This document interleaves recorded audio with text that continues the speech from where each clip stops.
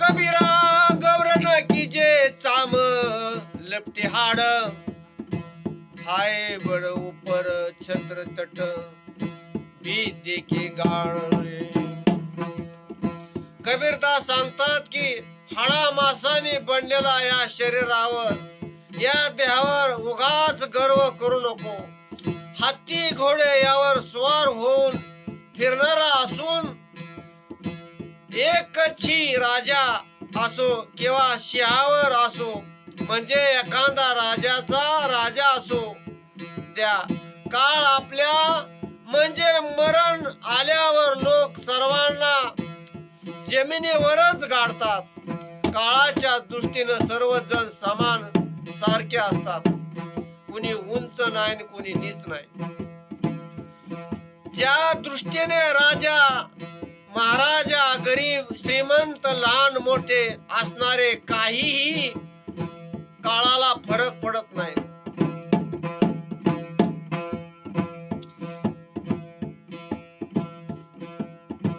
दारुडी दामाजी मालुसरे निगडे तालुका भोर जिल्हा पुणे.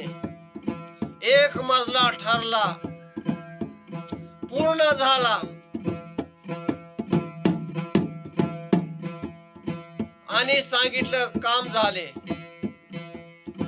ते म्हणाले ठराव पावती माझ्याकडे तुझ्याकडे नाही. 2 मजले ठरलेले आहेत, दुसरा मजला करून दे मजुरी.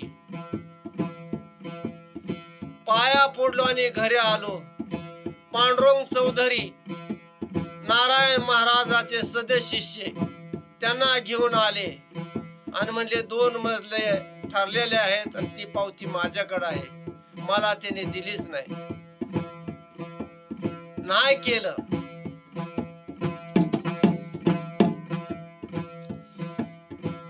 म्हणले तुझ्याकडून करून घेणार. जोडीला पांडुरंग चौधरी हे मालुसरेचे अवलाद. धर्माचं कधी कळलं यांना. कबीर गर्व ना कीजे इसको कियास टेलू फूल दिसतस खतर भया पलास. कबीरदास म्हणतात की कधीही आपल्या यवनावर तारुण्याचा गर्व करू नको. तारुण्याची घमेंड मिरवू नको. या तारुण्याचा काय भरवसा. पळसाच्या फुलासारखे फळाचे फूल 10 दिवस टिकते, तसे यवन देखील आपल्या कालीन 10 दिवसानंतर पळसाचे फूल जळून जाते आणि मग ते उरते ते फक्त वाळलेले सुख झाड. यवनाचे देखील तसेच असते.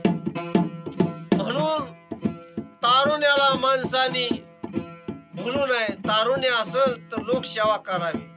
तारुण्याला आल्याने दुसऱ्याला घमिंड करून त्रास देऊ नये. हे राक्षसी अवलाद आहे.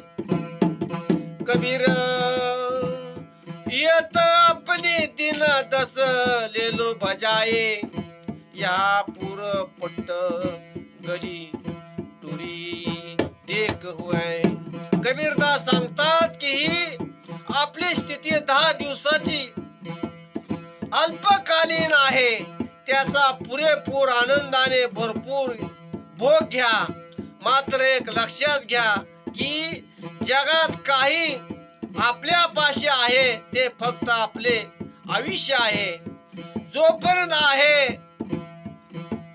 तोपर्यंत परमार्थ करा. मृत्यू कधी येईल हा कोणाला सांगता येणार नाही. म्हणून आयुष्य मोलाचा आहे. जपून वापरा. त्याचा उत्मात करू नका. रामकृष्ण हरी. रामकृष्ण हरी.